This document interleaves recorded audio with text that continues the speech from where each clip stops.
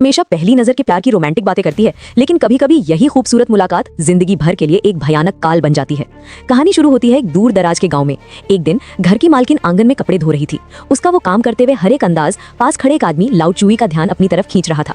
मौका पकड़कर लाउ चुई ने उससे बातें शुरू कर दी और अपनी नौकरी और ताकत की बड़ी बड़ी बातें झाड़ने लगा, जैसे कि उसकी बातों से कोई भी प्रभावित हो जाए।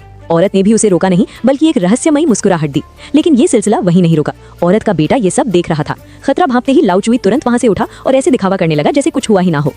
कार एक्सीडेंट के बाद इस गांव में लाउ चुई का ये 6वां दिन था। शायद दिन की उस मुलाकात की वजह से रात का माहौल और भी नशीला और अजीब हो गया। वो औरत बार बार उसे इशारे कर रही थी और लाउ चुई अपनी ही ख्याली दुनिया में खुश हो रहा था। वो उस झूठे प्यार में डूबा था, ये जाने बिना कि ये उसके सबसे बुरे सपने की शुरुआत थी।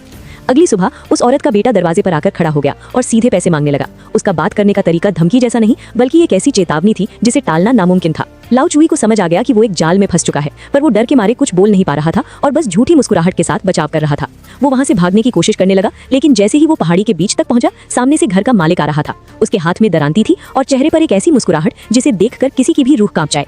उसकी शिकारी जैसी आंखों को देखकर लाउ चुई के पैरों तले जमीन खिसक गई और वो डर के मारे वापस घर लौट आया। रात को पूरा परिवार किसी पुराने रिवाज के मुताबिक पूजा कर रहा था और सब बहुत रो रहे थे। तभी उस किसान की बेटी दबे पांव लाउ चुई के पास आई और उसे कमरे में छुपने के लिए कहा। उसने चेतावनी दी कि उसे अभी इसी वक्त भागना होगा, वरना ये रस्म खत्म होते ही उसका बचना नामुमकिन है। उसने वादा किया कि अगर लाउ चुई उसे साथ ले जाए तो वो उसका हर कर्ज चुका देगी। मगर लाउ चुई नहीं जानता था कि उसका इंतजार कोई छुटकारा नहीं, बल्कि एक भयानक बदला कर रहा है।